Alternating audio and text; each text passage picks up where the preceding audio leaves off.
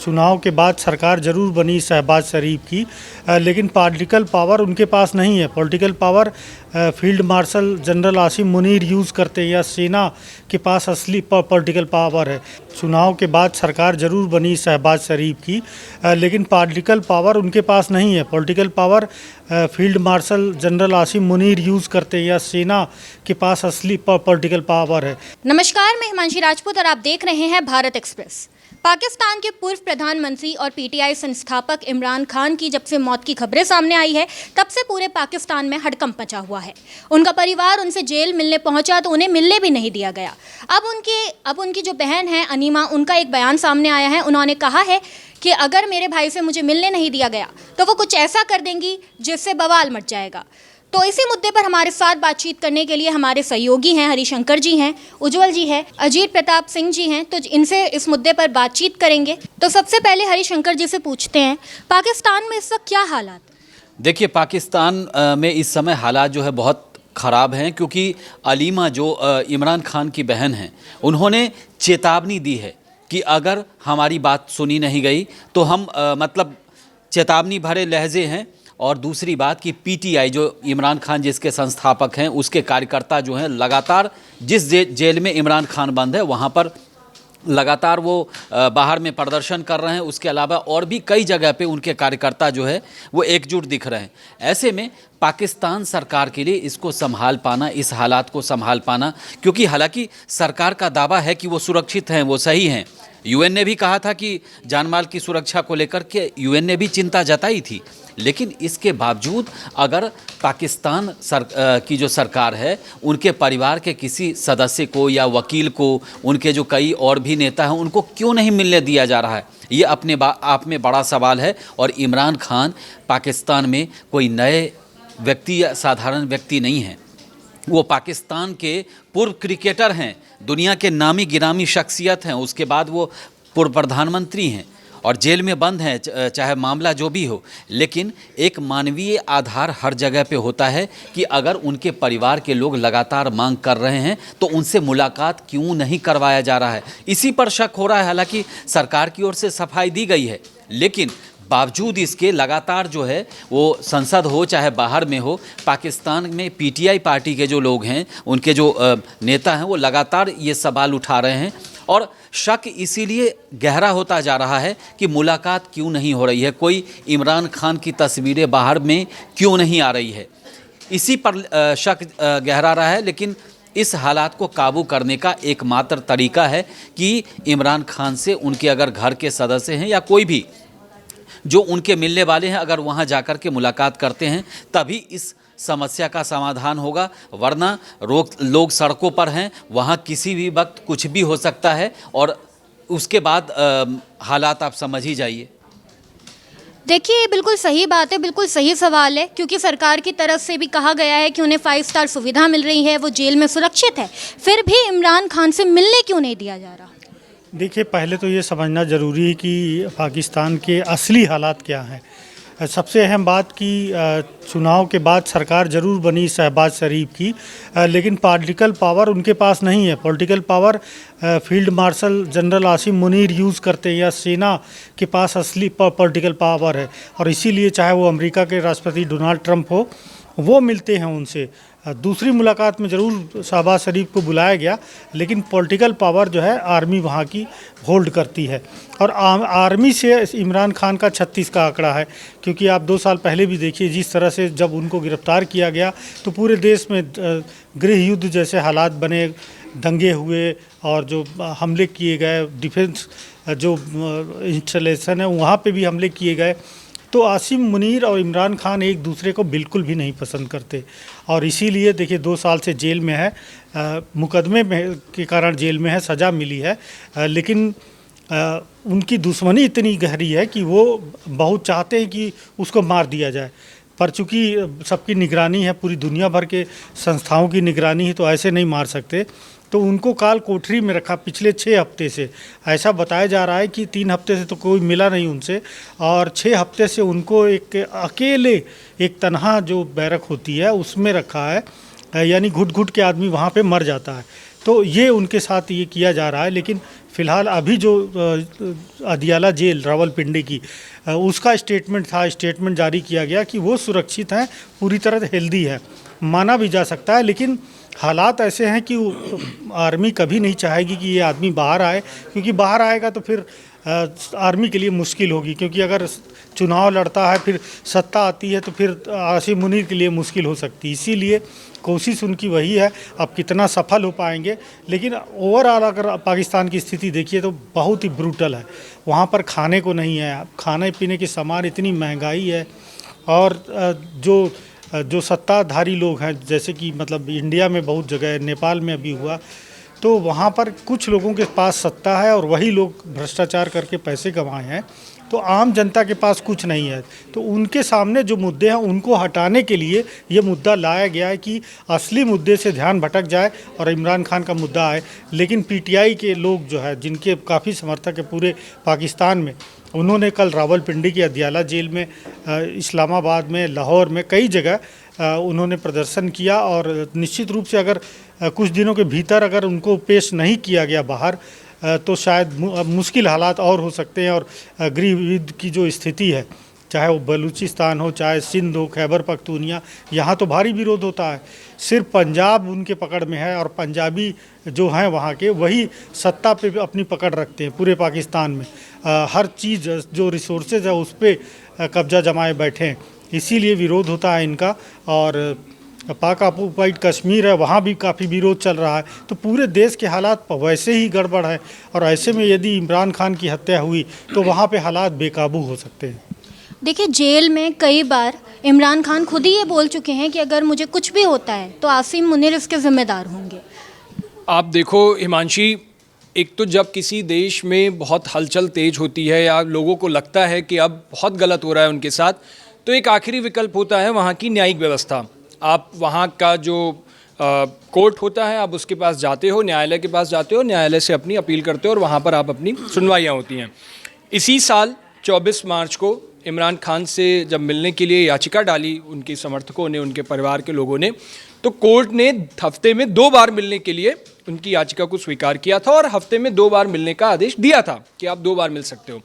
उसके बाद आप देखो इमरान खान अडियाल जेल में, मुझे लगता है शायद 2023 अगस्त 2023 से बंद है, 2 साल हो गए हैं। इमरान खान को लेकर अब खबरें आपने ज़्यादा तेज सुनी होंगी कि इमरान खान की हालत ठीक नहीं है। पहले तो कई दिनों तक चलता रहा हालत ठीक नहीं है, हालत ठीक नहीं है। दूसरी फिर वो आया कि इमरान खान की मौत हो गई है। ये अफवाह हो या जो भी खबर हो, ये उस जेल को क्लैरिफाई करना है। एक तो पहले कोर्ट के आदेश की धज्जियां उड़ी 2 बार मिलने को लेकर, जो कोर्ट ने बोला वो भी जेल अधीक्षक, जेल जो प्रशासन था उसने नहीं माना। दूसरा, जब इस तरह की अफवाहें उड़ती हैं, एक तो आपके देश का प्रधानमंत्री रह चुका है, दूसरी चीज जब पूरे इंटरनेशनल लेवल पर इस तरीके से आपकी धज्जियां उड़ रही हैं, तो आपको सामने लाकर ये क्लैरिफाई करना था। आप वीडियो फुटेज जारी करते, आप नहीं बाहर निकाल सकते थे तो आप सीसीटीवी फुटेज देते, एक वीडियोग्राफी कराते, उसको सामने लाते। अब जेल प्रशासन क्या कह रहा है कि जो आदमी जेल में बंद होकर इस्लामाबाद में हमले की साजिश रच रहा है, हम उससे किसी को मिलने नहीं दे सकते हैं। जाहिर सी ये जंग आपको दिख रही है कौन सी वाली, आसिम मुनीर वर्सेस इमरान खान की जंग। और ये जंग इस कदर है, आप याद करो जब साल था 2022, पंजाब के पाकिस्तान के वजीराबाद प्रांत में इमरान खान के पैर में गोली लगी थी। उस वक्त इमरान खान और उनकी पार्टी के समर्थक इस बात को लेकर एग्रेसिव थे कि चुनाव बहुत पहले कराए जा रहे हैं, वक्त से बहुत पहले थे, और वो जा रहे थे और उसी भीड़ में शायद गोलियां चली। और उसके बाद एक तस्वीर जारी हुई जिसमें इमरान खान बैठे हुए हैं और उनके पैर पर गोली लगी हुई है। उस वक्त वो तस्वीर बहुत वायरल हुई थी। अभी फिर इन दिनों चर्चा चलने लगी। तो इमरान खान सेफ तो नहीं है अपने उस देश में, ये क्लियर है।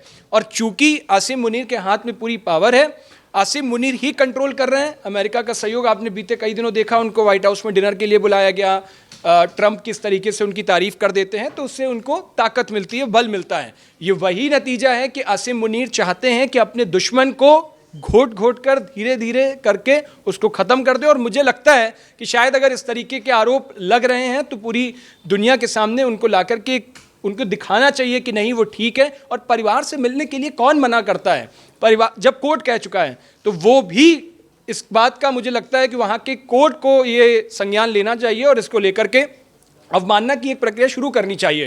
ये तो कोर्ट की अवमानना हुई है। देखिए, इसमें एक चीज़ और बताऊं, जो पाकिस्तान में जितने पूर्व नेता रहे हैं, चाहे वो प्रधानमंत्री हों चाहे बड़े पद पर हों, आप देख लीजिए सब किसी न किसी आरोप में रहे हैं। नवाज शरीफ कहाँ थे? विदेश में थे। जब उनके भाई प्रधानमंत्री बने तो वापस चले आए। इससे पहले और भी इनके जो शासक हुए हैं, सबका आप इतिहास देखें तो कुछ न कुछ आरोप लगता है उन पर। और वो, लेकिन इमरान खान के पास भी समय था कि वो जब उन पर चौतरफा कार्रवाई की कोशिश की जा रही थी और पूरा घेराबंदी की गई थी, उनके पास ऑप्शन था कि वो पाकिस्तान छोड़कर चले जाएं। और ऑप्शन बताया भी गया था, एक तरीके से हिंट भी दिया गया था, लेकिन उन्होंने पाकिस्तान नहीं छोड़ने का फैसला किया। उनको लगता था कि वो अपनी बात जनता तक पहुंचाएंगे और जनता उनके बात पर यकीन करेगी, और जनता ने यकीन किया भी। लेकिन बहुत सारी गड़बड़ियां हुई पाकिस्तान में, और अल्टीमेटली इस समय इमरान खान के लिए सबसे बड़ी मुझे ये भी लगता है ह्यूमन साइकोलॉजी, आप समझिए, जब किसी देश की सरकार बहुत मोर्चों पर फेल होती है तो जाहिर सी बात है बहुत सारे सवाल उठते हैं, जनता के बीच भी एक आक्रोश फैलता है। अब आप पाकिस्तान को देखिए, उसकी वैश्विक मंदी, उधार कर्जी, लोगों के पास खाने को आप नहीं मुहैया करा पा रहे हो, सरकार में इंफ्रा किस लेवल का है आप वो देखिए, दुनिया के कई मोर्चों पर सरकार घिरी हुई है पाकिस्तान की। तो आप एक ऐसा नैरेटिव क्रिएट करते हो जिसके बारे में बात हो तो लोगों का असल मुद्दों से ध्यान हट जाए और वो उस मुद्दे पर बात करने लगे। उस मुद्दे पर बात करेंगे तो जो मेन मुद्दा आपकी सरकार जिन चीज़ों पर घिरी है, रोटी कपड़ा मकान, जो बेसिक कम्युनिटीज सरकार मुहैया कराती है, वो सवाल लोग ना पूछें, दूसरे मुद्दे पर भटक जाएं। ये भी मुझे लगता है कि शायद एक नैरेटिव क्रिएट किया जाता है कि अपनी जनता, भीड़ कैसे उस मुद्दे की तरफ डाइवर्ट हो जाए और दूसरा मुद्दा उठने लगे और लोग वो सवाल पूछना छोड़ दें कि जो उनकी निजी जिंदगी से उनके लिए क्या हो रहा है ये भूल जाएं लोग। तो ये भी मुझे लगता है कि एक नैरेटिव हो सकता है इसमें। और दूसरा देखिए, इंडिया पाकिस्तान साथ साथ आज़ाद हुए हैं, लगभग 75 साल हो गए हैं, उससे ज़्यादा ही। पाकिस्तान को अगर आप देखिए तो पाकिस्तान के 2 टुकड़े थे, वो दूसरी कंट्री बना बांग्लादेश। पाकिस्तान खुद जो है हर मोर्चे पे असफल है, जो है चाहे वो किसी भी जो भी इंडेक्स होता है हर मोर्चे पे असफल है। और मुझे लगता है कि बहुत जल्दी, बहुत लोगों ने प्रिडिक्ट भी किया है कि ये देश कई टुकड़ों में बटेगा। बलूचिस्तान अलग होगा, खैबर पख्तूनिया अलग होगा और सिंध अलग होगा, पंजाब और रह जाएगा वो मेन पाकिस्तान, शायद वही कहलाए। लेकिन पाकिस्तान के जो पड़ोसी हैं उनके साथ कैसे रिश्ते हैं? अफ़गानिस्तान के साथ युद्ध अभी चल रहा था, अभी फ़िलहाल रुका हुआ है। ईरान के साथ भी रिश्ते ख़राब, गार्ड उनके मारे जाते हैं, दोनों की तरफ फायरिंग होती है। भारत से अभी मई में युद्ध हुआ, इसी साल युद्ध हुआ।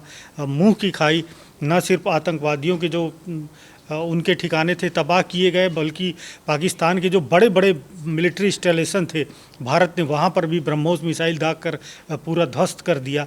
तो कहाँ पे आगे बढ़ रहा है पाकिस्तान? पाकिस्तान आगे बढ़ रहा है, वहाँ पे गृह युद्ध की स्थिति बनती जा रही है। वहाँ पर आर्मी के खिलाफ जिस तरह से लोगों का गुस्सा है, धीरे धीरे ऐसा चल के मुझे लगता है कि कम से कम 3 या 4 कंट्री बन सकता है पाकिस्तान। मतलब आप समझिए ना, अपना रायता समेट नहीं पा रहे लेकिन दूसरे के रसगुल्ले पे लाल टपक रही है आपकी।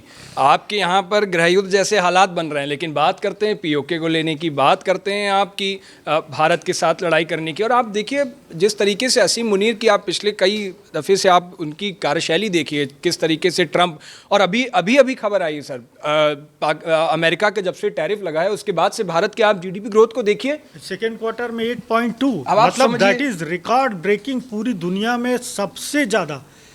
पहला क्वार्टर 7.8 था, दूसरा क्वार्टर 8.2 आज आया है ये आंकड़ा। उस पर भी चर्चा करेंगे, अगला विषय हमारा यही रहेगा।